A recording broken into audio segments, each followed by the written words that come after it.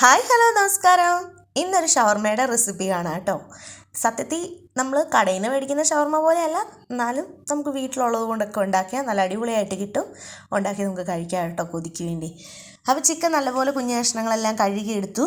പിന്നെ പൊടികളായിട്ട് കാശ്മീരി മുളക് പൊടിയും എരിവുള്ള മുളക് പൊടിയും ഒരല്പം മഞ്ഞൾപ്പൊടി, കുരുമുളകും, തൈരും നാരങ്ങാനീരും, ഒറിഗാനോ എന്താണേലും ഇടണേ, ഉപ്പും, പിന്നെ ഇത്തിരി ലെമൺ ജ്യൂസും, പിന്നെ ഒലിവ് ഓയിലാട്ടോ ഒഴിച്ചേക്കുന്നത്. ഞാൻ വെളിച്ചെണ്ണ അത്ര നല്ലതല്ല, അപ്പോൾ ഒലിവ് ഓയിലും കൂടെ ഒഴിച്ചു കൊടുത്ത് നല്ലപോലെ തിരുമ്മി ചിക്കൻ കുറച്ച് നേരം റെസ്റ്റ് ചെയ്യാൻ വേണ്ടിയിട്ട് വെക്കണേ.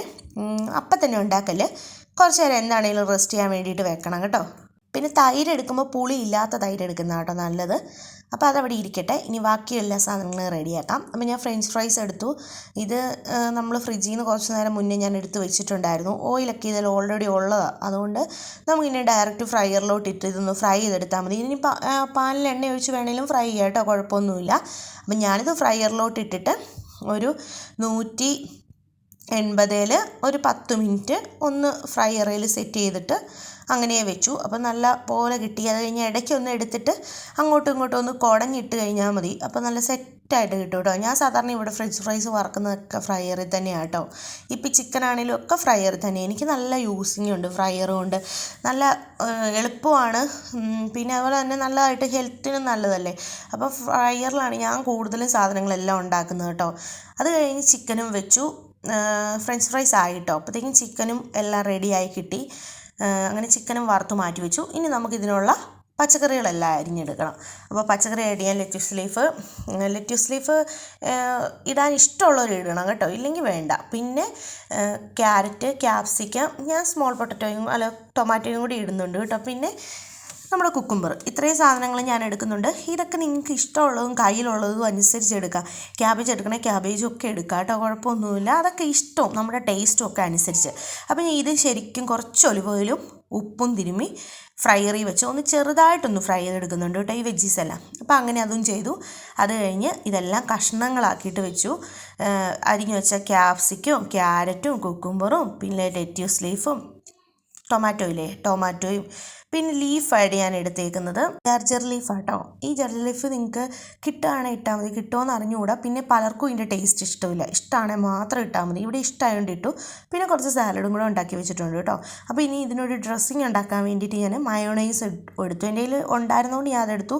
ഇനി ഉണ്ടാക്കുവാണ് നിങ്ങളെങ്കിൽ അങ്ങനെ ഉണ്ടാക്കുകയും ചെയ്യാം കേട്ടോ. പിന്നെ അതിലേക്ക് നമ്മുടെ വൈറ്റ് കളറുള്ള എള്ളില്ലേ, ആ എള്ള കേട്ടോ ഞാൻ ഇട്ട് കൊടുത്തേക്കുന്നത്. പിന്നെ ചിലർ ടൊമാറ്റോ സോസൊക്കെ ഒഴിക്കും, ഞാൻ ഒഴിക്കില്ല കേട്ടോ. എനിക്കിഷ്ടമല്ല ഷവർമയിൽ ടൊമാറ്റോ സോസിൻ്റെ ഒരു ഫ്ലേവർ, അതുകൊണ്ട് ഞാനത് ഒഴിക്കുന്നില്ല. നിങ്ങളുടെ ഇഷ്ടം പോലെ നിങ്ങൾക്ക് ഡ്രസ്സിങ് ഒക്കെ ചേഞ്ച് ചെയ്യാം.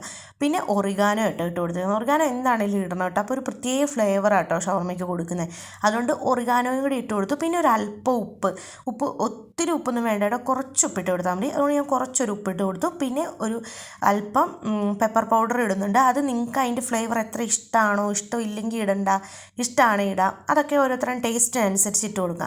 പിന്നെ വിനീഗർ ആട്ടോ, ഞാനത് ഇത്തിരി ആപ്പിൾ വിനീഗർ ഉണ്ടെങ്കിൽ ആപ്പിൾ വിനീഗർ ഒഴിച്ചാൽ അടിപൊളിയാണ് കേട്ടോ.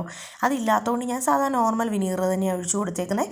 പിന്നെ വെളുത്തുള്ളി നമ്മളിതിലേക്ക് ഇട്ട് കൊടുക്കുന്നത്. ഞാനൊരു 3 അല്ലി വെളുത്തുള്ളി ഇട്ട് കൊടുക്കുന്നു. നിങ്ങൾ ഉണ്ടാക്കുന്ന ഈ മയോണൈസിൻ്റെ ഡ്രസ്സിങ്ങിനനുസരിച്ച് നിങ്ങൾക്ക് അളവിലൊക്കെ ചേഞ്ച് ചെയ്യാം കേട്ടോ. അപ്പം ഞാൻ കുറച്ച് വെളുത്തുള്ളിയും കൂടി ഇട്ട് കൊടുത്തു.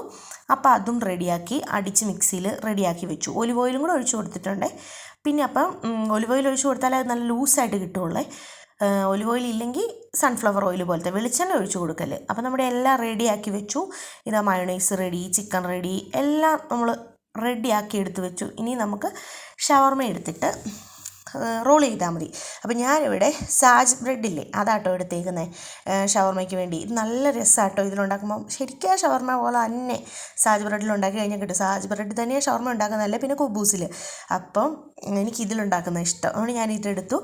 ഇതിങ്ങനെ വലിയൊരു ഷീറ്റാട്ടോ, നമുക്ക് ഇഷ്ടമുള്ള ഡിസൈനിലൊക്കെ നമുക്ക് മടക്കി നമുക്ക് ഫില്ല് ചെയ്യാം. അപ്പോൾ വെച്ച് കഴിഞ്ഞാൽ ആദ്യം ഞാൻ ഇതിലേക്ക് ആഡ് ചെയ്ത് കൊടുത്തേക്കുന്നത് റെഡ് ചില്ലി ഗാർലിക് സോസ് ആട്ടോ. അതൊരല്പം ഞാനിതിലേക്ക് തിരുമ്മി കൊടുത്തിട്ടുണ്ട്, കാരണം അത് ഇഷ്ടം, അതുകൊണ്ട് ഞാൻ അതിട്ട് കൊടുത്തു. അത് ഇട്ട് കൊടുക്കുമ്പോൾ നല്ലൊരു ഫ്ലേവറുമാണ്.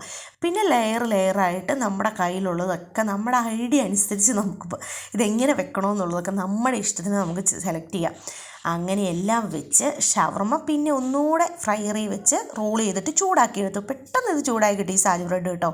അങ്ങനെ ഷവർമയും ഫ്രഞ്ച് ഫ്രൈസും സാലഡും ഒലീവ്സും കാന്താരിയും ഒക്കെ ആയിട്ട് ഞങ്ങൾ കഴിച്ചു. അപ്പോൾ എല്ലാവരും ട്രൈ നോക്കിയോ.